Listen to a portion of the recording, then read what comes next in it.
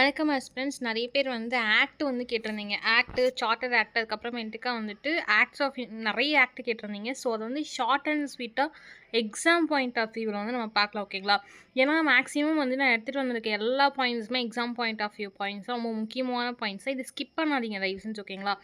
So இப்போ first பார்த்தீங்க அப்படின்னு பார்த்தீங்கன்னா, வரலாற்றில் இந்திய அரசியலமைப்பு வளர்ச்சி 1773 முதல் 1947 வரை இயற்றப்பட்ட முக்கிய பட்டய சட்டங்கள் சுருக்கமாக கண்ணோட்டில் பார்க்கலாம். ஓகேங்களா? ஸோ ஒழுங்குமுறை சட்டம் அப்படின்னா வந்து ரெகுலேட்டிங் ஆக்ட் அப்படின்வாங்க. இதை எப்போ இயற்றுறாங்க அப்படின்னு பார்த்தீங்கன்னா 1773களில் இயற்றுறாங்க. இந்த சட்டம் வந்து இந்தியாவில் பிரிட்டிஷ் அரசாங்கத்தால் இயற்றப்படுது. ஸோ எப்படி கேட்பாங்கன்னா, யாரால இருந்து இந்த சட்டம் இயற்றப்படுது? பிரிட்டிஷ் அரசாங்கத்தால் இயற்றப்பட ஒரு முக்கியமான சட்டம். கிழக்கிந்திய கம்பெனி நிர்வாக சீர்கேடுகளை சரி செய்யும் நோக்கில் ஈஸ்ட் இந்திய கம்பெனி என்ன பண்ணுவாங்க அப்படின்னு பார்த்தீங்கன்னா, அந்த நிறைய வந்து ஃபோர்ஜரிஸ்ன்றதை தாண்டி நிறைய வந்து டாக்ஸஸ்லாம் அதெல்லாம் இருக்கிறத தாண்டி இவங்க என்ன பண்ணுவாங்கன்னா, நிறைய ஊழல் பண்ண ஆரம்பிச்சிருவாங்க. நிறைய காசுகள் வந்து வாங்க ஆரம்பிச்சிருவாங்க. அதனால இந்த கிழக்கிந்திய கம்பெனி வந்து நம்ம சரி பண்ணணும் அப்படின்ற ஒரு நோக்கத்தில் போட்ட சட்டம் தான் ரெகுலேட்டிங் ஆக்ட் ஆஃப் 1773. ஸோ இது யார் போட்டிருப்பாங்க அப்படின்னு பார்த்தீங்கன்னா, பிரிட்டிஷார்கள் போட்டிருப்பாங்க. ஸோ இந்த ரெகுலேட்டிங் ஆக்ட் 1773 சட்டத்துப்படி என்னென்ன வந்து விஷயம் நடந்திருக்கும் அப்படின்னு பார்த்தீங்கன்னா, கவர்னர் ஆஃப் ஜென்ரல், அதாவது கவர்னர் ஆஃப் பெங்கால், வங்காள ஆளுநர் இருக்கார் பார்த்தீங்களா, அந்த வங்காள ஆளுநர் வங்காளத்தின் தலைமை ஆளுநராக மாற்றப்பட்டார், நியமிக்கப்பட்டார். ஸோ வந்து இப்போ நான் ஒரு எக்ஸாம்பிள் சொல்கிறேன் அப்படின்னு வச்சுக்கோங்களேன்.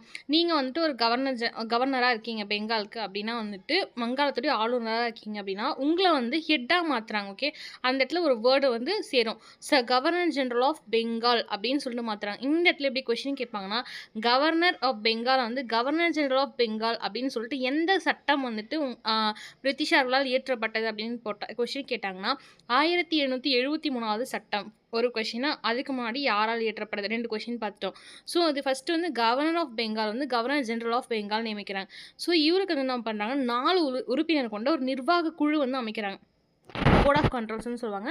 ஸோ நிர்வாக குழு வந்து அமைக்கிறாங்க. அந்த குழு வந்துட்டு அமைச்சதுனால இவங்க வந்து உறுப்பினராக வந்து எத்தனை பேர் இருக்காங்கன்னு கேட்டால் 4 பேர் இருப்பாங்க. ஸோ ஃபஸ்ட்டு என்ன பார்த்தோன்னா, ரெகுலேட்டிங் ஆக்ட் அப்படின்ற விஷயம் வந்து ஈஸ்ட் இந்தியா கம்பெனியை வந்துட்டு சரி செய்யறதுக்காக, அதாவது நிறைய ஊழல் அது தடுக்கிறாங்களா, அதெல்லாம் தடுக்கிறதுக்காக உருவாக்கப்பட்ட ஒரு குழு. ஓகேங்களா? அந்த ஆக்டில் வந்துட்டு கவர்னர் ஆஃப் பெங்கால் அப்படின்றது கவர்னர் ஜெனரல் ஆஃப் பெங்கால் அப்படின்னு நியமிக்கப்படுறாங்க. 4 பேர் அதில் கீழே வந்துட்டு ஒரு நிர்வாக குழு வந்து 4 பேர் கீழே இருக்காங்க. ஓகேங்களா?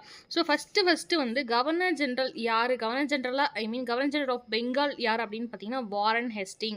ஸோ வந்து வாரன் ஹேஸ்டிங் வந்து யார் அப்படின்னு பார்த்தீங்கன்னா, உங்களுக்கு ராபர்ட் கிளைவ் வந்துட்டு இரட்டை ஆட்சி அப்படின்ற ஒரு சிஸ்டம் வந்து கொண்டு வருவார். அதை அபாலிஷ் பண்ண மனுஷன் தான் வாரன் ஹேஸ்டிங். ஸோ வந்து இப்படி கொஸ்டின் கேட்பாங்க, who is the first governor general of Bengal அப்படின்னு கேட்பாங்க.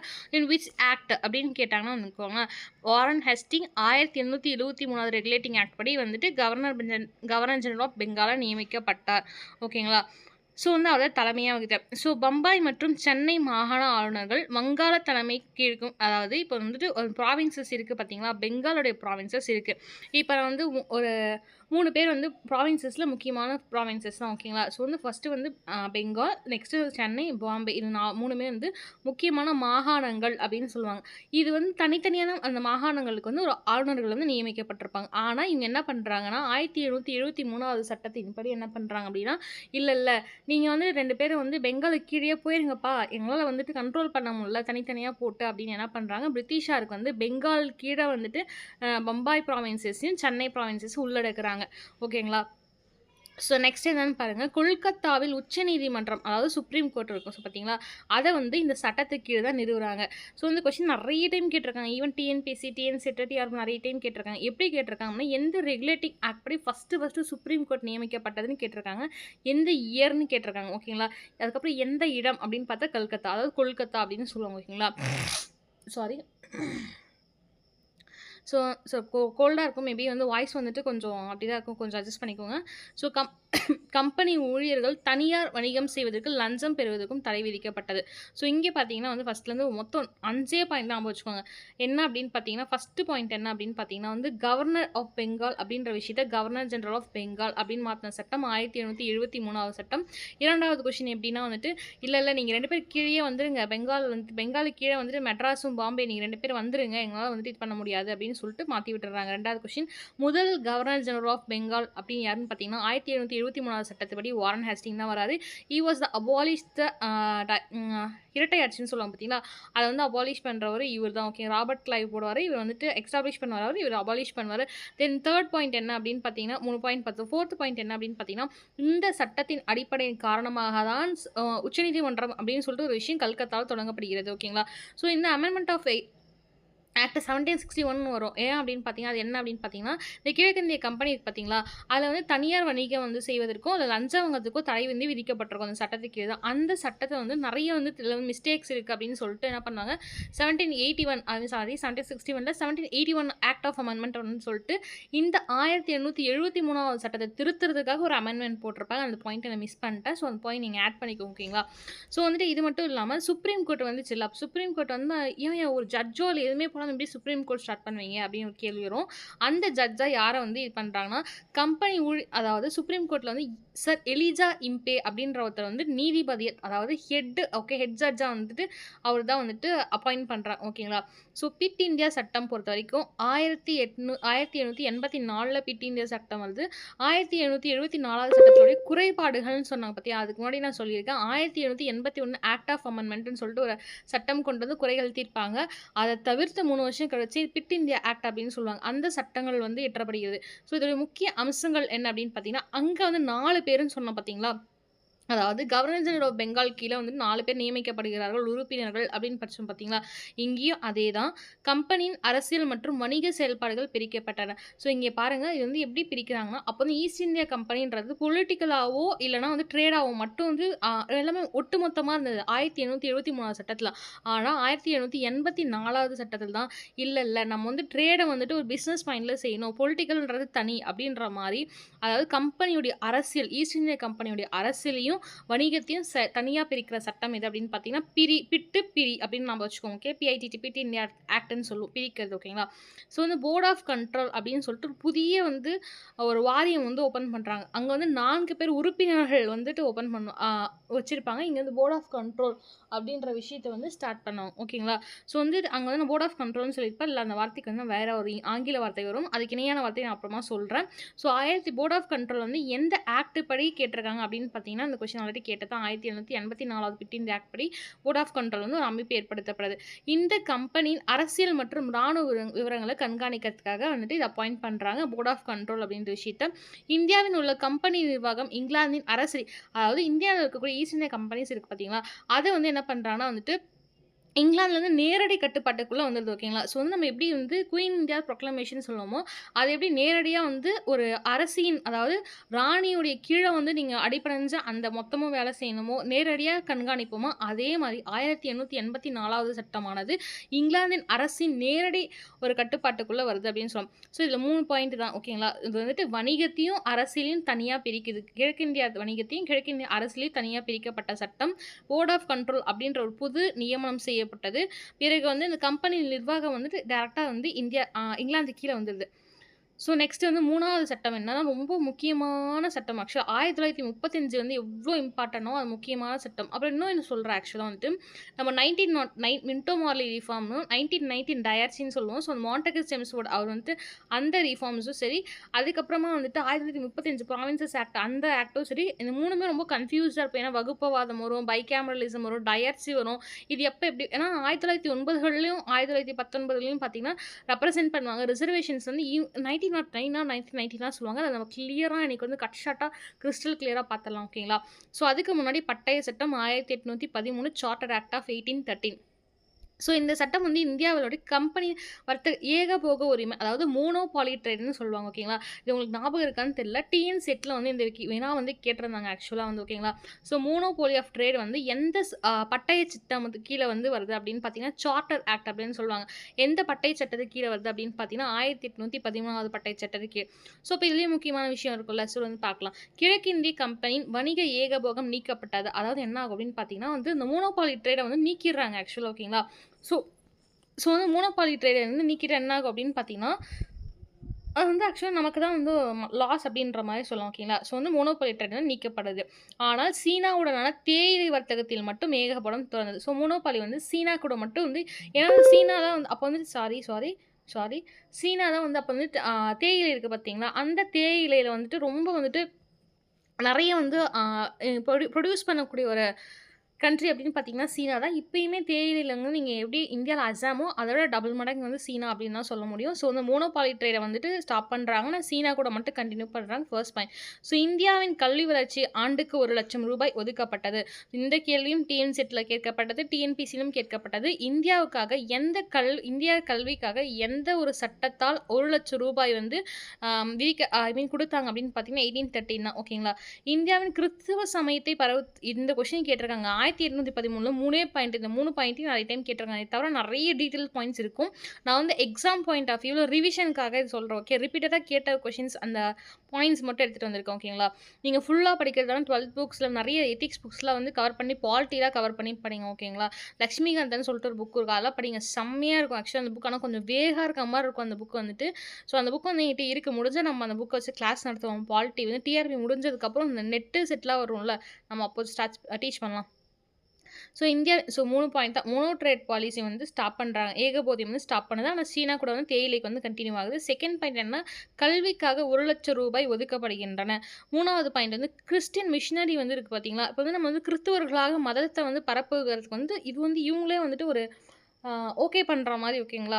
டிக் லிஸ்ட் குடுக்குற மாரி வந்துட்டு வந்தது ஓகேங்களா? ஸோ அதுக்கடுத்த சட்டம் அப்படின்னு பார்த்தீங்கன்னா, பட்டய சட்டம். பட்டய சட்டத்துல 1813, 33 நெக்ஸ்ட் வந்து அப்படியே 20, 20 வருஷம் வந்துட்டு எக்ஸ்டெண்ட் பண்ணிட்டே போவாங்க. ஆக்சுவலா எப்ப அப்படின்னு பார்த்தீங்கன்னா, 1813லேருந்து 20, 20 வருஷம் வந்து எக்ஸ்டெண்ட் பண்ணிட்டே போவாங்க. நீங்க ட்ரேட் பண்ணிக்கலாம்னு சைன் பண்ணி. ஸோ பட்டய சட்டம் 1803 சார்ட்டர் ஆக்ட் ஆஃப் 1833. ஸோ இது இந்தியாவின் மத்தியப்படுத்தப்பட்ட நிர்வாகத்திற்கு அடித்தளமிட்ட ஒரு முக்கிய சட்டமாகும். அதாவது ஒண்ணும் இல்ல. ஈஸியா நான் சொல்றேன். ஓகேங்களா? So governor general of Bengal அப்படின்னு நம்ம படிச்சோம் பார்த்தீங்களா? 1773 சட்டங்கள்ல கவர்னர் ஜெனரல் ஆஃப் பெங்கால் அப்படின்னு மாத்தப்பட்டது. அது கீழ வந்து சென்னையும், பாம்பேயும் வந்ததுன்னு சொல்லிட்டு, அத வந்து என்ன பண்றாங்கன்னா, 1773 ரெகுலேட்டிங் ஆக்ட்ட போட்டது. 1833கள்ல வந்து இல்ல இது வந்து ரொம்ப இன்னுமே மாத்தலாம் நம்ம. கவர்னர் ஜெனரல் ஆஃப் பெங்கால் மாத்தணும். இப்போ வந்து கவர்னர் ஜெனரல் ஆஃப் இந்தியான்னு மாத்தி விட்டுருவோம் அப்படின்னு சொல்லிட்டு இந்த சட்டத்தின் கீழ வந்து கவர்னர் ஜெனரல் ஆஃப் இந்தியா அப்படின்னு ஒரு பதவிய குடுக்குறாங்க. ஓகேங்களா? இதன் மூலம் வில்லியம் பென்டிக் தான் இந்தியாவின் முதலாக ஆங்கிலேய கவர்னர் ஜெனரல் ஆஃப் இந்தியாவாக நியமிக்கப்பட்டார். நீங்க ராஜகோபாலாச்சாரி வருவாரு. பட் ஆனா ஆஸ் எ இந்தியனா வந்து அவர் ஃபர்ஸ்ட்டா இருப்பாரே தவிர, ஒரு வெளிநாட்டினராக மொத்தமா நீங்க பார்க்கும்போது கவர்னர் ஜெனரல் ஆஃப் இந்தியா அப்படின்னு பார்த்தீங்கன்னா William Bentinck, governor general of Bengal அப்படின்னு பார்த்தீங்கன்னா Warren Hastings, governor general of India as a Indian அப்படின்னு பார்த்தீங்கன்னா சி. ராஜகோபாலாச்சாரி அவர்கள் வருவாங்க. இது கன்ஃபியூஸ் ஆயிக்க தேவையில்ல. ஓகேங்களா? ஸோ வந்து வங்காளத்தின் தலைமை ஆளுநர் இந்தியாவின் தலைமை ஆளுநராக ஃபர்ஸ்ட் என்ன சொன்னாங்க, ஏன்பா பெங்கால்ல இருக்கவன் வந்துட்டு சென்னைக்கும், பாம்பேக்குமே வந்து ஹெட்டா இருந்துரு. உனக்கு கீழ நான் 4 பேர தரேன் அப்படின்னு சொல்லிட்டு 1773 சட்டத்துல போடுறாங்க. ஆனா அதுக்கப்புறம் என்ன பண்றாங்கன்னு பாருங்க. இல்ல நீ வந்து கல்கத்தா, பாம்பே மட்டும் பார்க்காத. இந்தியால இருக்க மொத்த மாகாணத்தையும் நீயே பார்த்துக்கோ. எல்லாத்தையுமே நீ எல்லா ஸ்டேட்ஸுமே நீயே பார்த்துக்கோ அப்படின்னு சொல்லிட்டு விட்டுறாங்க. ஓகேங்களா? இதன் மூலம் வில்லியம் பென்டிக் இந்தியாவின் முதல் தலைமை ஆளுநர் ஆனார். ஓகேங்களா? ஸோ நெக்ஸ்ட் என்ன அப்படின்னு பார்த்தீங்கன்னா, இந்தியாவின் கம்பெனியின் வர்த்தக நடவடிக்கைகள் முற்றிலுமாக நிறுத்தப்பட்டது. அது ஒரு அரசியல் மற்றும் நிர்வாக அமைப்பாக மட்டும் செயல்பட அனுமதி வழங்கப்பட்டது. ஸோ நம்ம அதுக்கு முன்னாடி என்ன படிச்சோம் அப்படின்னு பார்த்தீங்கன்னா, 1700 அதாவது பிட் இந்தியா ஆக்ட் படி நம்ம என்ன படிப்போம், 1813கள்ல வந்துட்டு மோனோபாலி தான் படிப்போம். பிட் இந்தியா ஆக்ட் படி நம்ம என்ன படிச்சோம் அப்படின்னு பார்த்தீங்கன்னா, அரசியலையும் நிர்வாகத்தையும், வணிகத்தையும் தனியாக பார்க்குறோம் அப்படின்றத வந்துட்டு அந்த மாரி ஒரு சிஸ்டம் படிச்சு 1833ல பாருங்களேன், அப்படியே வந்து என்ன பண்ணிட்டாங்கன்னா, இல்ல ஒரு அரசியலும் நிர்வாகம் அமைப்பு வந்துட்டு நான் வந்து ஓகே எப்படி சொல்றது, நீங்க பொலிட்டிக்கல்லயும் இன்வால்வ் ஆகிக்கலாம். நீங்க வந்துட்டு அட்மினிஸ்ட்ரேஷன்லயும் இன்வால்வ் ஆகிக்கலாம் அப்படின்னு சொல்லிட்டு கம்பெனியாளர்கள் வந்து யார் வேணாலும் வந்து வர்த்தகத்திலயும் வந்து சரி இன்வால்வ் ஆயிக்கலான்ற மாரி நம்ம அங்க படிப்போம். ஆனா, இங்க என்ன ஆகுது 1833கள்ல அப்படின்னு பார்த்தீங்கன்னா, நீங்க வந்து ஈஸ்ட் இந்தியா கம்பெனி ஆகிய நீங்கள் வர்த்தகத்த வந்து ஸ்டாப் பண்ணிட்டு, ஒரு அரசியல் ரீதியாகவோ, அல்லது நிர்வாக ரீதியாகவோ, நிர்வாக அமைப்பு ரீதியாகவோ நீங்கள் வந்து பங்கு கொள்ளலாம். உங்களுக்கு அனுமதி வழங்கப்பட்டது. அப்படின்னு சொல்லிட்டு சொல்லிடுறாங்க. ஸோ பாருங்க எவ்வளோ வந்துட்டு ஒரு வர்ஸ்ட் பிஹேவியர் ஆக்சுவலா. நீங்க வந்து ட்ரேட் பண்ணீங்க அப்படின்னும்போதே நம்ம வந்து ரொம்ப வந்து பாதி நம்ம வந்து இந்த poverty of unBritish rule in India அப்படின்னு சொல்லிட்டு ஒரு புக் எழுதியிருப்பார் தாதாபாய் நௌரோஜி. ஸோ அவர் வந்துட்டு ரொம்ப அத கிராண்ட் ஓல்ட் மேன் ஆஃப் இந்தியான்னு சொல்லுவாங்க. ஓகே. அவரு வந்துட்டு என்ன சொல்லியிருப்பார் அப்படின்னு பார்த்தீங்கன்னா, கிட்டத்தட்ட 250 மில்லியன்கள் சராசரி கணக்காக, அதாவது துல்லியமான கணக்கு இல்ல. பட் ஆனா 250 மில்லியனுக்கு மேல வந்து சுரண்டப்பட்டோம் அப்படின்னு சொல்லியிருப்பார். ஸோ நம்ம வந்து அப்படி பார்க்கும்போது ட்ரேட்லயே நாங்க லாஸ் ஆயிட்டோம். நம்ம வந்து இந்தியா லாஸ் ஆயிருச்சு. நீங்க வந்து இப்போ பொலிட்டிக்கல்ல உள்ள வந்து இன்வால்வ் ஆயிட்டீங்கன்னா, அப்ப அங்க இருக்க காசையும் நீங்க அடிப்பீங்கல்ல. இப்ப தொழிலாளர்கள் இருப்பாங்க, மத்தவங்க இருப்பாங்க. அந்த காசையும் நீங்க அடிப்பீங்கன்னும்போது நம்ம 2 பக்கமும் மாட்டோம். ஓகே. ஸோ வந்து என்ன பண்றாங்கன்னா, இந்த சைடு நிர்வாகம் நீங்க பார்த்துக்கோங்க, அட்மினிஸ்ட்ரேஷன் பார்த்துக்கோங்க. ஆனா ட்ரேட் ஸ்டாப் பண்ணுங்க அப்படின்னு சொல்றாங்க. சாரி. நெக்ஸ்ட் சட்டம் இயற்றுவதற்கான தலைமை ஆளுநரின் நிர்வாக குழுவில் ஒரு சட்ட உறுப்பினர் லா மெம்பர் வந்து சேர்க்கிறாங்க. ஸோ இந்த கொஸ்டின் எப்படி கேட்பாங்கன்னா, எந்த சட்டத்தின் கீழ் வந்து லா மெம்பர் அப்படின்ற ஒரு ரூல்ஸ் அண்ட் ரெகுலேஷன்ஸ் கொண்டு வந்தாங்க அப்படின்னு பார்த்தீங்கன்னா, 1833 பட்டய சட்டத்தின்படி தான் வந்துட்டு லா ஆஃப் மெம்பர் அப்படின்னு சொல்லிட்டு ஒரு விஷயத்தை சேர்க்குறாங்க. ஓகேங்களா? ஸோ அந்த ஃபர்ஸ்ட் லா ஆஃப் மெம்பர் ஒருத்தர் இருப்பார்ல, அப்போ யார் அப்படின்னு பார்த்தீங்கன்னா மெக்கலே. இவர் எங்கேயோ கேள்விப்பட்ட மாதிரி இல்லை. கரெக்ட். ஆமா, ஞாபகம் வந்துருச்சா? உங்களுக்கு ஞாபகம் வந்துருச்சா? ஓகே. உங்களுக்கு ஞாபகம் வந்துருச்சு. எனக்கு தெரியுது.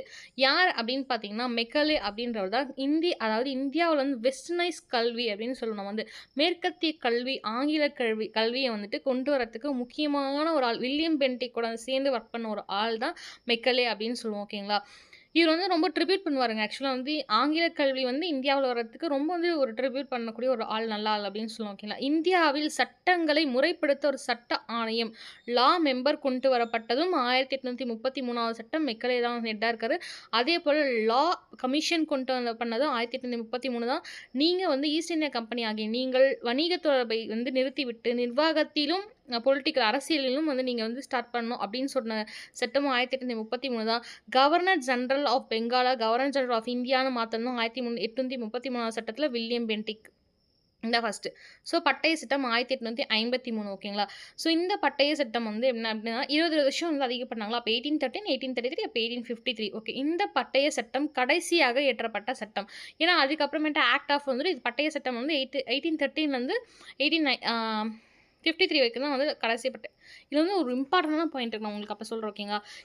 இது பட்டய சட்டங்கள் கடைசியாக இயற்றப்பட்ட சட்டமாகும். இது இந்தியாவின் பாராளுமன்ற முறையின் தொடக்கத்தை குறித்தது. ஸோ எப்படி இங்கே கொஸ்டின் ட்விஸ்ட் வைப்பாங்க அப்படின்னு பார்த்தீங்கன்னா, எந்த பட்டய சட்டத்தை வந்து இந்திய பார்லிமெண்ட் கூட வந்துட்டு ஒரு தொடர்புடையது அப்படின்னு கேட்பாங்க. ஓகேங்களா? ஸோ நம்ம வந்துட்டு இந்த 1935லாம் போகாமல் ஜஸ்ட் முன்னாடி கொஞ்சம் யோசிச்சு 1853வது பட்டய சட்டம் பார்லிமெண்ட் கூட தொடர்புடையதுன்னு இருக்கும். ஸோ முக்கிய அம்சங்கள் அப்படின்னு பார்த்தீங்கன்னா, சட்டமன்றம் மற்றும் நிர்வாக அதிகாரங்கள் தலைமை ஆளுநரின் குழுவில் பிரிக்கப்பட்டன. ஸோ ஏன் அப்படி சொல்கிறேன் அப்படின்னு பார்த்தீங்கன்னா, முன்னாடி வந்து என்ன ஆகும் அப்படின்னு பார்த்தீங்கன்னா, law of member, law of commission சொல்லிட்டு 1833 பிரிச்சாங்களா? ஸோ இங்கே என்ன பண்ணுறாங்க, கவர்னர் கீழே நீங்கள் வந்து வாங்க. அந்த லா ஆஃப் கமிஷனும் சரி, லா ஆஃப் மற்ற என்ன குழு பிரிக்கப்படுதோ அது எல்லாமே நீங்கள் என்ன பண்ணுறீங்க, சட்டமன்றமும் அதாவது கோர்ட்டு, ஜட்ஜு, அது எல்லாம் அந்த லா அட்மினிஸ்ட்ரேஷன் எல்லாமே கீழே வந்து நீங்கள் வந்து தலைமை ஆளுநர் கீழே கவர்னர் ஜெனரல் ஆஃப் இந்தியா கீழே நீங்கள் வரணும் அப்படின்னு சொல்லிட்டு பிரிக்கிறாங்க. ஓகேங்களா? செகண்ட் கொஸ்டின் என்ன அப்படின்னு பார்த்தீங்கன்னா, ரொம்ப முக்கியமான பாயிண்ட்டு. இந்த கொஸ்டின் மேக்ஸிமம் கேட்கக்கூடிய ஒரு பாயிண்ட். அதாவது இந்திய குடிமைப் பணிகள் ஐசிஎஸ்ன்னு சொல்லுவோம். தற்போதைய நிலைப்படி ஐஏஎஸ் இந்தியன் அட்மினிஸ்ட்ரேஷன் சர்வீஸ்ன்னு சொல்லுவோம். அதை வந்து முன்னாடி ஐசிஎஸ் அப்படின்னு சொல்லுவாங்க. அந்த தேர்வுக்கான இந்திய குடிமைப் பணிகள் தேர்வுக்கான திறந்த போட்டித் தேர்வாக மாற்றப்பட்டது. ஏன் அப்படி சொல்கிறோம் அப்படின்னு பார்த்தீங்கன்னா வந்து 1853களுக்கு முன்னாடி வந்து எப்படி இருந்தது அப்படின்னு பார்த்தீங்கன்னா வந்து ஆங்கிலேயர்கள் மட்டுமே இந்திய குடிமைப் பணிகள் அப்படின்ற ஒரு எக்ஸாம் பார்த்துக்கோங்க. லண்டனில் வந்து அந்த எக்ஸாம் காண்டக்ட் பண்ணுவாங்க. ஸோ அந்த எக்ஸாம் வந்து கண்டக்ட் பண்ணும்போது வந்துட்டு ஆங்கிலேயர்கள் மட்டுமே கலந்து கொள்ளப்படும் அப்படின்னு சொல்லிட்டு ஒரு மேண்டேட்டரியான ஒரு விஷயம் வந்து பண்ணுவாங்க. அது வந்து எந்த இந்தியர்களுக்கும் வந்துட்டு இடமில்லை அப்படின்ற மாதிரி இருக்கும். ஆனால் 1853வது பட்டை சட்டத்தின் கீழ் வந்து என்ன பண்ணுவாங்க அப்படின்னு பார்த்தீங்கன்னா, ஐசிஎஸ் அப்படின்னு சொல்லிட்டு இந்தியன் சிவில் சர்வீஸ், அதுக்கு வந்து நீங்கள் இந்தியாவும் வந்து ஓப்பன் எக்ஸாம் மாதிரி இல்லை, இந்தியாவும் கலந்துக்கலாம்னு சொல்லிடுவாங்க. ஆனால் இப்படி சொல்லிட்டு ஆக்சுவலாக என்ன பண்ணுவாங்க அப்படின்னு பார்த்தீங்கன்னா வந்துட்டு ஒரு வந்து தேவையில்லாமல் ஒரு கேவலமான ஒரு விஷயம் பண்ணுவாங்க. எப்படின்னு பார்த்தீங்கன்னா, நீங்கள் வந்து இப்போ காலேஜ் முடிக்கிறீங்க அப்படின்னா ஆல்மோஸ்ட் உங்களுக்கு வந்து அரௌண்ட் 18 to 19 இயர் ஆயிருக்கும் உங்களுக்கு. கரெக்ட்டுங்களா? ஸோ அப்போ 18, 19 வயசு ஆகும்போது என்னன்னா, அப்போ தான் நம்ம வந்து ஒன் ஆஃப் த மெச்சூரிட்டி ஒரு ஃபேஸ்க்கே நம்ம வருவோம் ஆக்சுவலாக. அந்த மெச்சூரிட்டி ஃபேஸ் வரும்போது தான் நமக்கு வந்து ஓரளவுக்கு ஒரு 2 இப்போ மேபி இந்த ஜென்ரேஷன் 4th ஜென்சி வந்து ஆக்சுவலி நம்ம தான் அதுக்கு அடுத்த ஜென் பீட்டா ஆல்ஃபா இந்த ஜென்ரேஷன்ஸ் வந்துட்டு என்ன ஆகும் அப்படின்னு பார்த்தீங்கன்னா, இவங்களாம் மேபி வந்துட்டு மெச்சூரிட்டின்றது வந்து மேபி ஏஐ வச்சு சாட் ஜிபிடி அது மாதிரி மேபி கற்றுக்கலாம். பாசிட்டிவாக சைட்டாக இருக்கலாம், நெகட்டிவ் சைட்டாக இருக்கலாம். ஆனால் அந்த டைமில் வந்து மெச்சூரிட்டின்றது வந்து நமக்கு இருக்கும் தவிர எஜுகேஷன் ஆஃப் மெச்சூரிட்டின்றது வந்து நமக்கு வந்து கொஞ்சம் பிக்கப் பண்ணுற மாதிரி தான் இருக்கும்னு வச்சுக்கோங்களேன். பிரிட்டிஷை கம்பேர் பண்ணும்போது சொல்கிறேன், தப்பாக எடுத்துக்கொள்ள தேவையில்லை. பிரிட்டிஷை கம்பேர் பண்ணும்போது ஏன்னா அவங்க ஆங்கிலத்தில் நம்ம அங்கே வந்து எக்ஸாம் எழுதுகிற மாதிரி இருக்கும். அப்போ நான் வந்து அவங்களுடைய அது மதர் டங்காக இருக்கும். நம்ம வந்து கற்றுக்கிட்டு பண்ணும்போது கொஞ்சம் டைம் எடுக்கும். ஆனால் அவங்க என்ன பண்ணியிருப்பாங்கன்னு பாருங்கள், 19 வயசுலேருந்து தான் வந்துட்டு உங்களுக்கு வந்து எழுதுறதுக்கான அதாவது நீங்கள் 19 to 21 பாஸ் ஆயிடணும் அப்படின்ற மாதிரி ஒரு விஷயத்த பண்ணியிருப்பாங்க. ஆக்சுவலாக இந்தியர்கள் அனுமதிக்கப்பட்டாலும் அவர்களுக்கு வந்து ஒரு சுழற்சின்னு சொல்ல ஆக்சுவலாக இந்த மாதிரி ஒரு டிப்ளமேட்டிக்காக ராஜதந்திரமாக இந்த மாதிரி ஒரு விஷயத்த பண்ணிடுவாங்க. ஸோ வந்து எப்படி கேட்பாங்க அப்படின்னு பார்த்தீங்கன்னா 1853வது சட்டத்தின் கீழ் எந்த ஒரு எக்ஸாம் வந்து வச்சாங்க அப்படின்னு பார்த்தீங்கன்னா இந்தியன் சிவில் சர்வீஸ் எக்ஸாம், தற்போது ஐஏஎஸ் என்று அழைக்கப்படுகிறது. ஓகேங்களா. ஸோ இந்திய சட்ட மேலவை, அதாவது ஐஎல்சின்னு சொல்லுவாங்க, இந்தியன் லெஜிஸ்லேட்டிவ் கவுன்சில், அதாவது சட்ட மேலவைன்னு சொல்லுவாங்க, அது வந்து உருவாக்கப்படுது. ஓகேங்களா. இது வந்து சிறிய பாராளுமன்றம் போல செயல்பட்டது. இந்த மினி பார்லிமெண்ட் மாதிரி வந்து எது வந்து அதாவது மினி பார்லிமெண்ட்னு சொல்லுவோம். மினி பார்லிமெண்ட் வந்து 42nd அமெண்ட்மெண்ட்டுக்குலாம் போயிடாதீங்க, மினி கான்ஸ்டியூஷனுக்கு வந்து போயிடாதீங்க. மினி பார்லிமெண்ட் மாதிரி வந்து எது வந்து உருவாக்கப்படுது, எது வந்து நடக்கப்படுது அப்படின்னு பார்த்தீங்கன்னா ஐஎல்சின்னு சொல்லுவாங்க, இந்தியன் லெஜிஸ்லேட்டிவ் கவுன்சில், இந்திய சட்ட மேலவை வந்துட்டு அந்த மாதிரி செயல்படுது அப்படின்னு சொல்லுவாங்க. ஸோ ஐசிஎஸ் வந்து கொண்டு வரதும் இதில் தான். அதே போல் கவர்னர் கீழே தான் வந்து கவர்னர் ஜெனரல் கீழே தான் நீங்கள் வந்துட்டு இருக்கணும். லாவாக இருந்தாலும் சரி, லா டிபார்ட்மெண்ட் சம்மந்த எதுவாக இருந்தாலும் சரி, சட்டமன்றம் மற்றும் நிர்வாகம் எல்லாமே ஆளுநருக்கு கீழே தான் இருக்கும் அப்படின்னு சொல்லிட்டு பிரிக்கப்படுது. ஐசிஎஸ் வந்து இந்தியர்களுக்கு அனுமதிக்கப்படுது. ஐஎல்சி வந்து மினி பார்லிமெண்ட்டாக செயல்படுகிறது. இந்திய அரசாங்க சட்டம் 1858. ஓகேங்களா. சாரி, இது வந்துட்டு நான் வந்து போல்டு பண்ண மறந்துட்டேன். Okay. Next 1858 government of Indian act. இதை குயின்ஸ் விக்டோரியா ப்ரொக்ளமேஷன் ஆக்ட் அப்படின்னு சொல்லுவோம். Government of Indian act of 1858 சொல்லுவோம். ஓகேங்களா. ஸோ இந்த சட்டம் எப்படி நடக்குது அப்படின்னு பார்த்தீங்கன்னா உங்களுக்கே தெரியும், 1857களில் மிகப்பெரிய ஒரு புரட்சி நடக்கும். சிப்பாய் கழகம் அப்படின்னு சொல்லுவாங்க. அதே போல் வந்துட்டு இந்த புரட்சி எதுக்கு அப்படின்னு பார்த்தீங்கன்னா வந்து தோட்டாக்கள் காரணமாக வரும். ஆக்சுவலாக அதே 1806களில் என்ன பிரச்சனை வந்துச்சோ அதே சேம் பிரச்சனை தான் வரும். ஸோ அந்த தோட்டாக்கள், எண்ணெய் பூசப்பட்ட தோட்டாக்கள் அப்படின்னு நம்பி பன்றியும் அது மட்டும் இல்லாமல் வந்து மாட்டோட இறைச்சியில் வந்துட்டு அந்த தோட்டா கடிச்சு நம்ம வந்து துப்பி தான் வந்து புல்லட் வந்துட்டு இது பண்ணணும் அப்படின்னு சொல்கிறதுனால இந்துக்களுக்கு வந்து மாடு வந்துட்டு அதாவது கடவுளாக மதிக்கப்படும். அது பன்றிகள் வந்து இஸ்லாமியர்களுக்கு வந்து வெறுக்கப்பட்ட ஒரு அனிமலாக இருக்கும். ஸோ அப்படி இருக்கும்போது ரெண்டு மக்களுமே வந்து ஸ்டாப் பண்ணுறாங்க. ஸோ எப்படி நாங்கள் வந்து இதை பண்ணுவோம்னு சொல்லிட்டு என்ன பண்ணுறாரு, முதலாக பராக்பூரில் பிராமணராகிய மங்கள் பாண்டே அப்படின்ற ஒருத்தர் வந்து அவர் என்ன பண்ணுவார், அங்கே இருக்கக்கூடிய ஹெட் ஆஃப் த ஆஃபீஸ் ஒருத்தர் வந்து ஷூட் பண்ணிடுவார். ஓகே. ஷூட் பண்ண உடனே ஒரு கலவரம் நடக்கும். அவரை தூக்கி ஆக்சுவலாக வந்துட்டு அவர் வந்து ஏப்ரல் 29களில் அந்த டைமில் வந்துட்டு தூக்கிலிடப்படுவார் ஆக்சுவலாக. ஓகேங்களா. அப்போ தூக்கிலிடப்பட்டோன்னா 3ஆம் குழுவில் இருக்கக்கூடிய காலாட்படை அந்த வீரர்கள்லாம் வருவாங்க. அந்த வீரர்களை திருப்பி வந்து மே 9களில் வந்து டெல்லி சொல்லு அப்படின்ற மாதிரி சொல்லி மே 10 மீரத்தில் வந்துட்டு அந்த இது இன்வேஷன் பெரிய ஒரு கலவரமாக இருக்கும். அப்புறம் வந்துட்டு என்ன பண்ணுவாங்க அப்படின்னு பார்த்தீங்கன்னா 2ஆம் பகதூர் ஷா வந்துட்டு அவர் தான் வந்து எங்களுடைய அரசர், அதாவது அவர் தான் வந்துட்டு எங்களுடைய வந்து இந்தியாவுடைய முக்கியமான நபர் அப்படின்னு சொல்லுவாங்க. ஆனால் ஒரு ரெப்ரசன்டேஷன் பண்ணுறது யாருன்னு பார்த்தா பகத் கானாக தான் இருக்கும். இந்த மாதிரி சூழல் நடக்கும். அதன் கீழ் அடிப்படையில் தான் 1858 queen of Victoria proclamation start பண்ணோம். ஓகேங்களா. இந்த விஷயத்தில் செக்ரட்டரியேட் ஸ்டேட் ஆஃப் இந்தியா, அதாவது இந்திய அரசின் செயலாளர், அதுக்கு முன்னாடி வரைக்கும் 4 மெம்பர்கள் 1773 ரெகுலேட்டிங் ஆக்டில் வந்தது. விட்டு இந்தியா ஆக்டை பொறுத்த வரைக்கும் போர்ட் ஆஃப் கண்ட்ரோல் வந்தாங்க. அதுக்கப்புறமேட்டுக்கு கவர்னர் ஜெனரல் ஆஃப் பெங்கால் வந்து இந்தியாவை மாற்றினாங்க. வில்லியம் பென்டிக் வந்தாங்க 1833களில். 1853களில் அப்படின்னு பார்த்தீங்கன்னா வந்துட்டு 1853களில் வந்துட்டு சட்டம் அதை பற்றி படிப்போம். மினி பார்லிமெண்ட் அப்படின்றது லெஜிஸ்லேட்டிவ் கவுன்சிலில் படிப்போம். இங்கே 1858களில் வந்து என்ன ஆகுனா secretary of state of India அப்படின்னு சொல்லிட்டு பிரிக்கப்படுறாங்க. ஓகே. உருவாக்கப்படுது. ஒரு புதிய வந்து ஒரு பதவி உருவாக்கப்படுது. இது மட்டும் இல்லாமல் இந்த ஒரு சட்டத்தின் கீழ் தான் வைஸ்ராய் ஆஃப் இந்தியா 1773ல் கவர்னர் ஆஃப் பெங்காலை கவர்னர் ஜெனரல் ஆஃப் பெங்கால் மாற்றி வாரன் ஹேஸ்டிங் வருவார். அதே போல் 1833கள் சில்லறையில் வந்துட்டு வில்லியம் பென்டிக், அதாவது மெக்கலே கமிஷன் இருக்கார் பார்த்தீங்கன்னா, கவர்னர் ஆஃப் பெங்கால் வந்து கவர்னர் ஜெனரல் ஆஃப் இந்தியா அப்படின்னு சொல்லிட்டு மாற்றுவாங்க. நெக்ஸ்ட்டு இங்கே கீழே என்ன அப்படின்னு பார்த்தீங்கன்னா வந்துட்டு ஜென்ரல்ன்ற வேர்டு ஃபஸ்ட்டு சேர்க்கப்படுது, இந்தியான்ற வேர்டு செகண்ட் சேர்க்கப்படுது. இப்போ வைஸ்ராய்னு முதல் வைஸ்ராய் அப்படின்னு பார்த்தீங்கன்னா அந்த டைமில் இருக்கக்கூடிய லார்ட் கேனிங் சொல்லுவாங்க, கன்னிங் பிரபு அப்படின்னு சொல்லுவாங்க. அவர் தான் வந்து பிரதிநிதியாக இருப்பார். அப்போ அவரை தான் வந்துட்டு வைஸ்ராய் ஆஃப் இந்தியா அப்படின்னு சொல்லிட்டு அழைக்கப்படுறாங்க. ஸோ இந்த கவுன்சில்ஸ் இந்த ரொம்ப முக்கியமான விஷயம் ஆக்சுவலாக இந்திய கவுன்சில் சட்டம் 1909. இதை வந்து மின்டோ மார்லி ரீஃபார்ம்னு சொல்லுவாங்க. முக்கிய அம்சங்கள் என்ன அப்படின்னு பார்த்தீங்கன்னா மத்திய மற்றும் மாகாண, அதாவது சென்ட்ரல் மற்றும் ப்ராவின்ஷியல்னு சொல்லுவாங்க, அந்த சட்டமன்றங்களை உறுப்பினரோட எண்ணிக்கை வந்து அதிகரிக்கப்படுது. ஓகேங்களா.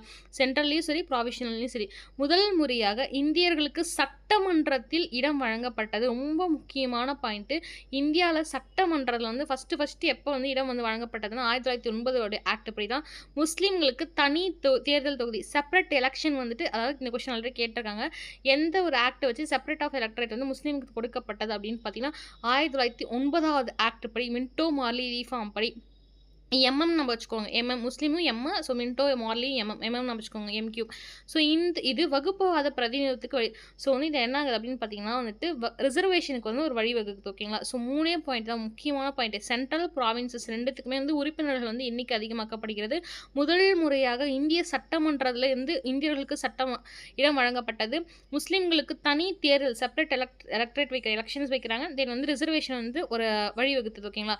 இந்திய அரசாங்க சட்டம் 1919 government of India act of 1919 சொல்லுவாங்க. இது மாண்டகு செம்ஸ்ஃபோர்டு சீர்திருத்தம் அப்படின்னு சொல்லுவாங்க. ஸோ முக்கிய அம்சங்கள் பார்த்தீங்கன்னா மாகாணங்களில் இரட்டை ஆட்சி. முக்கியமான விஷயம்னா மத்தியத்தில் வந்து இரட்டை ஆட்சி அப்படின்றது வந்து 1935 கொண்டு வராங்க. சென்ட்ரலில் மாகாணத்தில் இரட்டை ஆட்சி அப்படின்றது வந்து 1919. ஸோ 992 இருக்கா அப்போ வந்து இரட்டை ஆட்சி பைக்காமலிசம் இதில் கொண்டு வராங்க. ஈரவை சட்டமன்றம் சொல்லுவாங்க. ஓகே, மேலவை கீழவை அப்புறம் லோயர் ஹவுஸ் அப்படின்னு சொல்லுவாங்க. ஸோ டயாட்சி வந்து அறிமுகப்படுத்தப்பட்டது. இதன் கீழ் சில அதிகாரங்கள் சில அமைச்சர்களும் சில முக்கியமான அதிகாரங்கள் வந்து பிரிட்டிஷ் ஆளுநருக்கு வழங்கப்பட்டது. இது ரொம்ப கேவலமான விஷயம் அப்படின்னு பார்த்தீங்கன்னா கொடுக்கறது என்னமோ கொடுத்துருவாங்க ஆக்சுவலாக வந்துட்டு. ஆனால் வந்துட்டு ஸோ அதிகாரங்கள் வந்து கொடுக்கப்பட்டிருக்கும். ஆனால் இவங்க என்ன பண்ணுவோம் அப்படின்னு பார்த்தீங்கன்னா மிலிட்ரியோ அதுக்கப்புறம் வந்து கப்பல், அதாவது ரொம்ப இம்பார்ட்டண்டாக வந்து அட்மினிஸ்ட்ரேஷன் எல்லாமே வந்துட்டு அந்த பிரிட்டன் அதிகாரிகளுக்கு கீழே கொடுத்துருவாங்க. அந்த தேவையில்லாம சில ஒரு டிபார்ட்மெண்ட்ஸ் இருக்கும்போது அதை வந்து இந்தியா கீழே கொடுத்துருவாங்க. ஸோ டயர்ச்சி வந்து மாகாணங்களில் டயர்ச்சி கொண்டது எதுன்னு பார்த்தீங்கன்னா 1919, மத்தியத்தில் கொண்டது 1935. ஸோ ஆளுநருக்கு வழங்கப்பட்டது. பைகேமலிசம் ஈரவை லோவர் ஹவுஸ் அப்பர் ஹவுஸ்னு சொல்லுவாங்க. அது உருவாக்கப்பட்டது 9 வச்சுக்கோம் 2, அதனால 2 இருக்க தான் பைகேமலிசம். சட்டமன்றத்தில் நேரடி தேர்தல் முறையை அறிமுகப்படுத்துகிறாங்க. ஸோ இங்கே பாருங்கள் சட்ட மேலவை வந்துட்டு அங்கே முன்னாடி என்ன பார்த்தோம் அப்படின்னு பார்த்தீங்கன்னா சட்ட திருத்தம், அதாவது சட்டமன்றத்தில் வந்துட்டு நேரடியாக தேர்தல் வந்து நடத்துகிறாங்க அப்படின்னு சொல்லிட்டு பார்த்தோம். அதுக்கு முன்னாடி 1909 வந்து என்ன செப்பரேட் எலக்டரேட் நடத்துது. அது வந்து ரிசர்வேஷனாக வந்துட்டு ஸ்டார்ட் ஆகுது. நெக்ஸ்ட்டு சட்டமன்றத்தில் வந்து இடம் வழங்குது. இங்கே என்ன அப்படின்னு பார்த்தீங்கன்னா வந்துட்டு ஓகே சட்டமன்றத்தில் நேரடி தேர்தல், அதுக்கு முன்னாடி இடம் வழங்கப்படுது, இப்போ நேரடியாக தேர்தல் நடக்கப்படுது. ஓகேங்களா? ரெண்டுத்துக்கு டிஃப்ரென்ஸ் பிடிச்சிக்கோங்க. நேரடியாக வழங்கப்படுது அப்படின்ட்டு நேரடியாக தேர்தல் நடத்தப்படுது 1919. அது வந்து இடம் ஒதுக்கப்பட்டது 1909. ஸோ வந்து இந்திய அரசாங்க சட்டம் 1935 கவர்மெண்ட் ஆஃப் இந்தியா ஆக்ட், இது வந்து ரிசர்வேஷன் பேங்க் ஆஃப் இந்தியா இந்த ஆக்ட் படி தான் வரும். ஓகேங்களா? ஸோ அகில இந்திய கூட்டமைப்பு ஆல் இந்தியன் ஃபெடரேஷன் அமைக்க வழிவகை செய்தது. ஸோ ஆல் இந்தியா ஃபெடரேஷன் வந்து அமைக்கிறதுக்கு வந்து ஒரு வழிவகை செய்தது. மத்தியில் இரட்டை ஆட்சி முறை அறிமுகப்படுத்தப்பட்டது. இதுதான் சொன்னேன் நான் வந்து ப்ராவின்ஷியல் மாகாணங்களில் இரட்டை ஆட்சி டயாட்சி சிஸ்டம் அப்படின்னு பார்த்தீங்கன்னா 1919 நடக்கும். 1935 அரசாங்க சட்டத்தைப்படி தான் வந்து மாகாணங்களில் உள்ள இரட்டை ஆட்சி அப்படின்னு சொல்லிட்டு நீக்கப்படுது அப்படின்னு சொன்னேன் நான் வச்சுக்கோம். ஏன்னா இப்போ என்ன பண்ணுறாங்கன்னா 1919 வந்து ப்ராவின்சஸ் மாகாணம் இருக்குது பார்த்தீங்கன்னா பெங்கால், பாம்பே, கல்கத்தா, இந்த ப்ராவின்சஸில் வந்து டயர்ச்சி கொடுக்கப்பட்டு அந்த டயர்ச்சி நீக்கப்பட்டு சென்ட்ரலில் வைக்கிறாங்க. ஓகேங்களா? ஸோ வந்து நல்லா வச்சுக்கோங்க.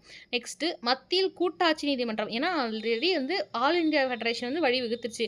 அப்போலாம் என்ன பண்ணுறாங்க, ஓகே சென்ட்ரலில் வந்து ஃபெடரல் கோர்ட் வந்து அமைக்கணும். ஓகேங்களா? So reserve bank of India வந்து இந்த சட்டத்தின் கீழே நிறுவப்பட்டது அப்படின்னு சொல்கிறாங்க. ஸோ இந்திய சுதந்திர சட்டம் இது வந்து பெருசாக உங்களுக்கு கன்ஃபியூஸே ஆகாது.